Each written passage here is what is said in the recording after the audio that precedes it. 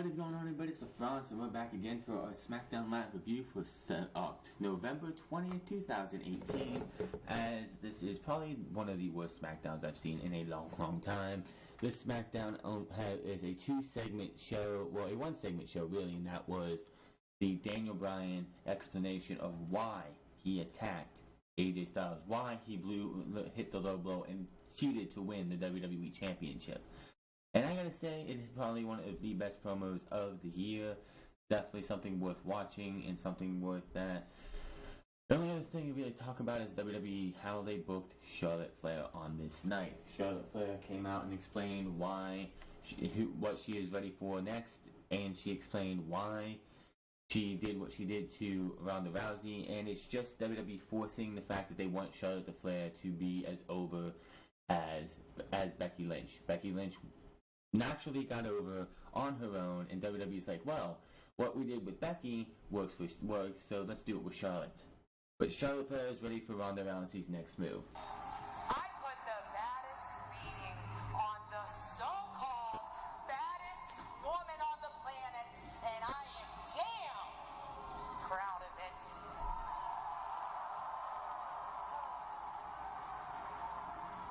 Ronda, are you walking a little slower today? Are you looking at your bruises and your welts? Are you looking for an apology? Well, you know what? You're not gonna find one because I'm not sorry. You know what? This Sunday was for Smackdown. It was for my girls in that locker room. And it was for the champ.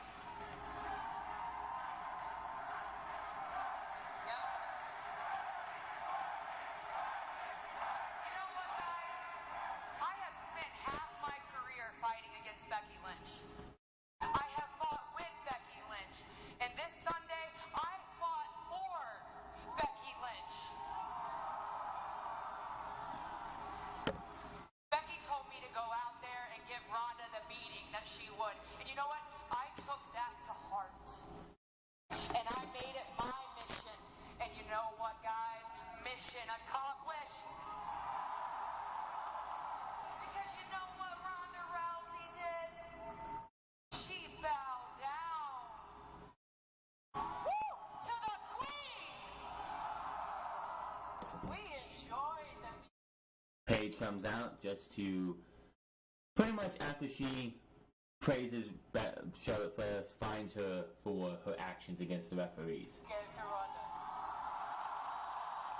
I don't know if you heard what she said on Monday, but what she said was, she's gonna find you, and she's gonna finish what you started at Survivor Series. Survivor Series what? You know what, Paige? When's the next pay-per-view? Is that TLC? Is it TLC? Yeah, I think so. Well, you know what?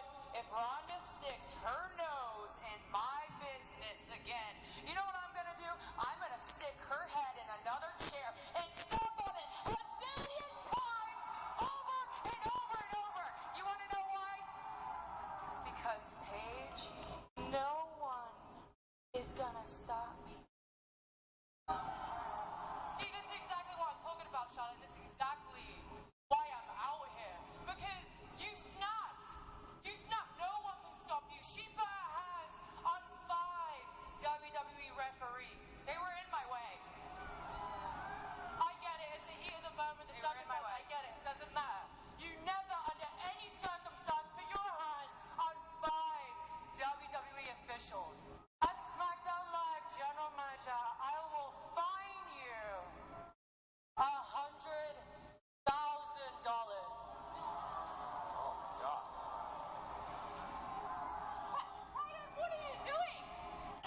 And then Peyton Morris and Billy Kay come out, and my biggest problem with this is, wasn't the beatdown of, wasn't this WWE turning Charlotte Flair heel? Yes, she got a big reaction. They're in California.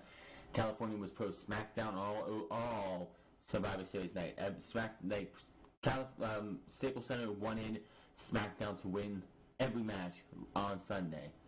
But this was supposed to turn Charlotte Flair, quote-unquote, heel. So why are two heels coming out to confront Charlotte Flair? this just WWE is like, well, it didn't.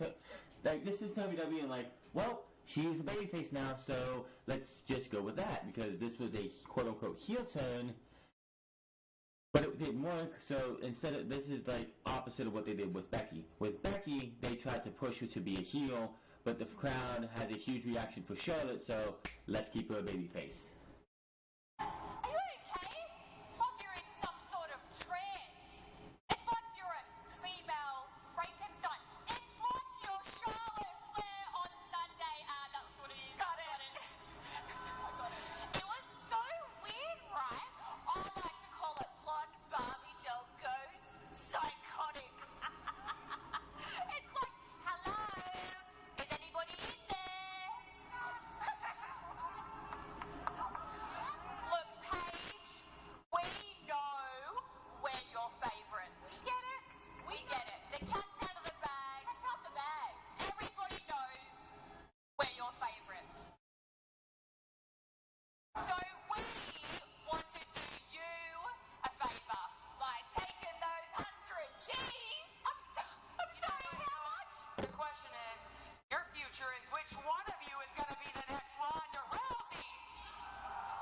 Because that's your future or your future. Or both of their futures, because basically what happened here was Billie Kay versus Charlotte Flair. This was a pretty much a squash match. Charlotte Flair won in about 2-3 minutes, and then she's like, well, one of you isn't going to just be Ronda Rousey, and she decided, well, since both of you are out here, Peyton, get in the ring, and let's have a match. Peyton Royce got to show a little bit more than what Billie Kay got to, but when Charlotte Flair makes her comeback and looks like she's about to go over and beat her, Billie Kay comes back in and attacks her, and Charlotte Flair wins by DQ. They beat on her for about a minute or so, and the crowd is chanting for Becky Lynch. Of course, she's not going to come because she has a broken face and a concussion. Cannot do anything right now. We probably will not see Becky Lynch until probably TLC or right after TLC. But the beatdown for Charlotte Flair on the icon on Charlotte Flair doesn't last very long. Charlotte Flair makes her comeback and beats both women down. Yay.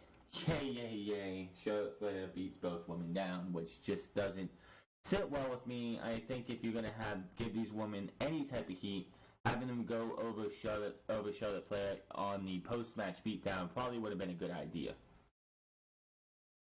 And then the main event of tonight's show is Rey Mysterio versus Randy Orton.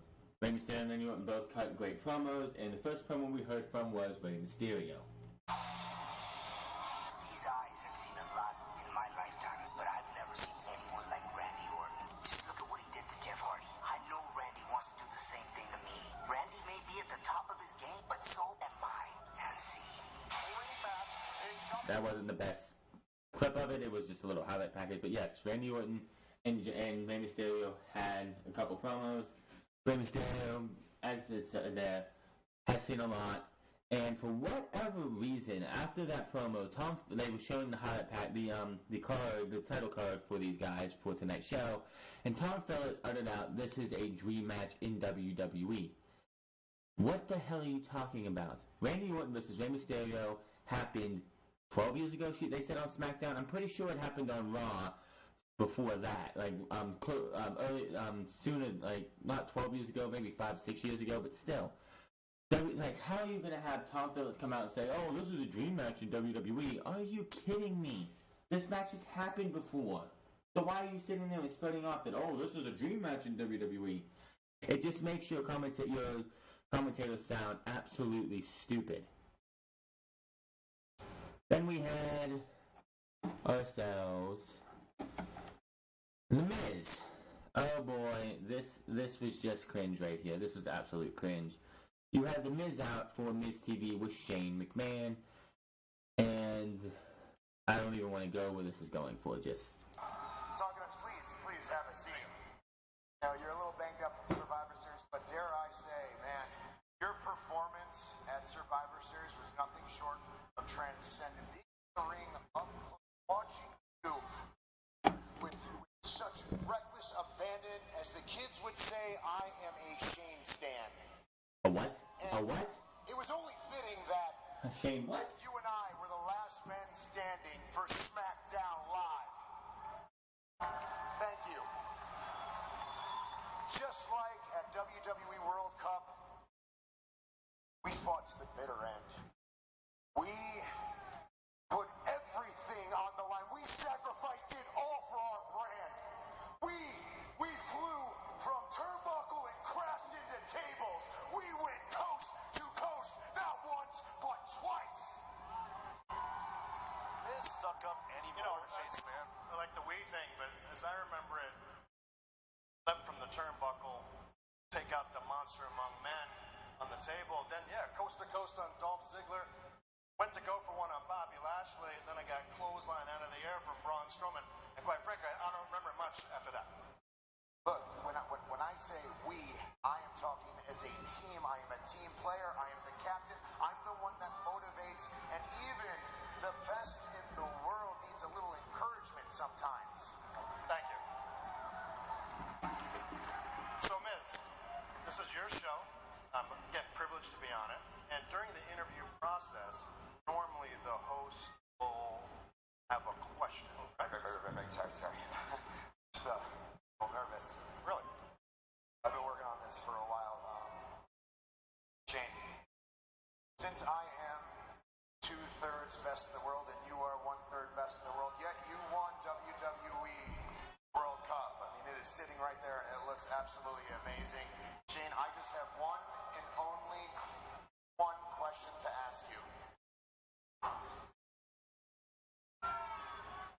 Shane McMahon, will you team up with me? Team up to do what? Yeah, you heard that right. The Miz wants to team up with Shane McMahon for a tag team. He went to Page already and made that happen. So The Miz and Shane McMahon faced off against a couple jobbers, and I was like, yeah, this is my time to go relieve myself in the John or the bathroom, because this is not something that I want to see. I don't want to see Shane McMahon in any more action, any more wrestling. The guy is a guy who's trying to kill himself every single night. So I honestly don't want to see Shane McMahon wrestle. And they come back, and The Miz is saying something to Shane McMahon, like, I guess the job is won. The job is won. Who in the hell cares? And then we had, because you knew this was going to happen, they advertised it last night, a Thanksgiving feast fight. The tag team championships on both shows were humiliated this week. You had the 205 Live general manager, who is also the manager of your tag team champions on Raw, piss himself and then get made fun of, have piss jokes thrown at him on Monday Night Raw last night. And then, of course, Chad Gable and Bobby Roode beating the tag team champions. And then tonight, the tag team champions lose in this six-man tag match, and Cesaro is covered in cranberry sauce. Can WWE can WWE say any more that they don't give a damn about tag team wrestling?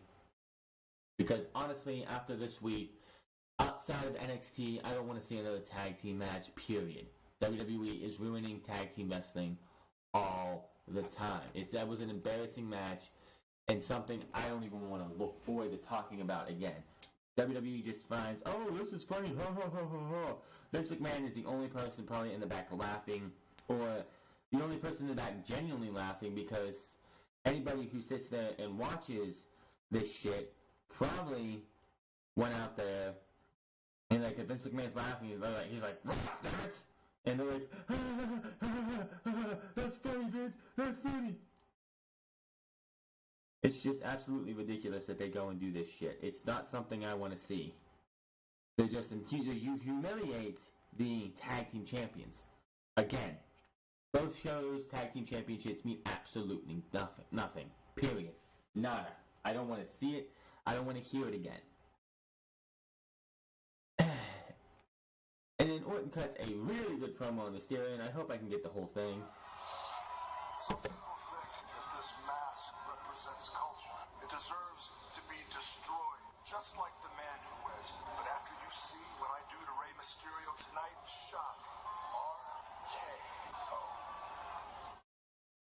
yes, it was a better promo than that. It's just I'm trying to find my WWE didn't upload it to the YouTube page, so I'm trying to get as much as I can for you guys. But Randy Orton again, when the Jeff Hardy feud was over, and he said it's going to pale in comparison what he did, his next victim will pale, what he does to his next victim will pale, like what he did to Jeff Hardy will pale in comparison to what he's going to do to his next victim. So we all wondered and speculated maybe it was Daniel Bryan. No, it wasn't. It was Rey Mysterio. And after tonight's match, it's going to be interesting to see because these guys will definitely have another match at TLC. I know they showed Crown Jewel off and what happened 3 weeks ago, or 2 weeks ago at Crown Jewel, and the fact that Rey Mysterio actually beat Randy Orton. But let's not keep that in continuity. Randy Orton versus Rey Mysterio tonight was definitely something that kind of disappointed because of the fact that it was on free TV, and we'll talk about that later. Then we had Naomi and Asuka versus Mandy Rose and Sonya Deville. Rose and Deville get jobber entrances, so that tells you who's going to win that match. Asuka and Naomi win after Deville pushes Mandy Rose out of the way of an attack and gets put into the Asuka lock for the tap out. The best part of the night was, and you're going to hear this promo, is Daniel Bryan and why he had his actions from last week. I don't expect these people to understand this, but this explanation isn't for them. This is for you. Because you see, Daniel Bryan committed an act of betrayal. That act of betrayal was nearly 3 years ago when Daniel Bryan stood in front of all these people and announced his retirement. Daniel Bryan realized his mistake, he learned his lesson, and he decided to fight. And so he went all across the country and saw all these different doctors, and under their recommendations, he spent 3 hours every single day inside of a hyperbaric chamber. It was meant to speed up the healing process, but it did way more than that. It allowed Daniel Bryan the silence and the isolation he needed to meditate on his new mantra: fight for your dreams, and your dreams will fight for you.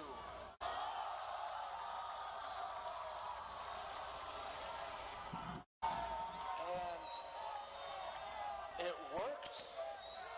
How else would you explain the miracle that against all odds, Daniel Bryan returned to the ring?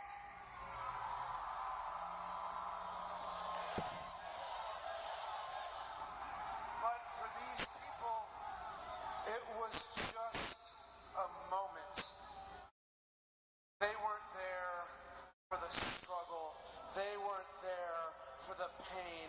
They weren't there with the fights with his family over this obsession.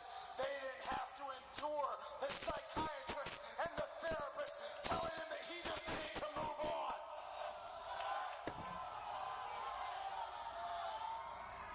The only people who moved on were these people. And you can hear it as we speak, as these idiots chant AJ Styles.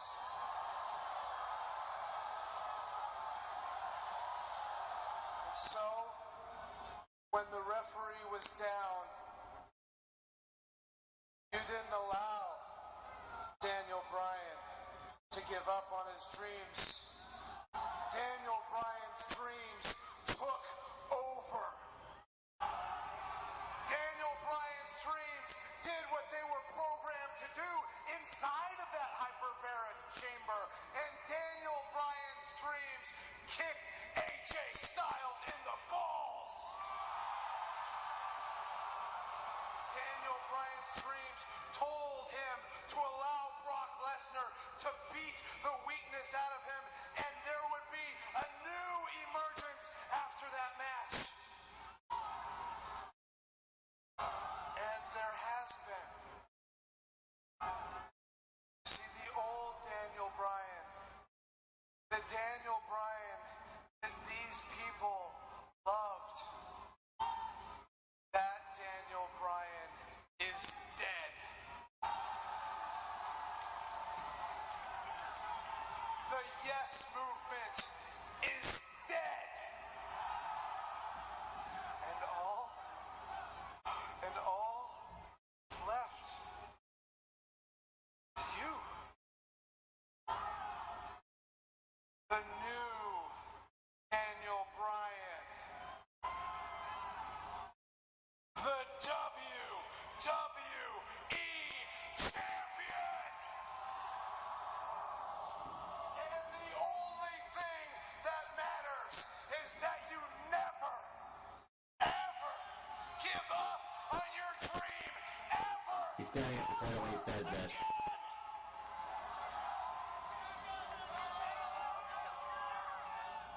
Ladies and gentlemen, here is your WWE Champion, the new Daniel Bryan. Absolutely love that promo. What the heck just happened? I don't know, it was weird.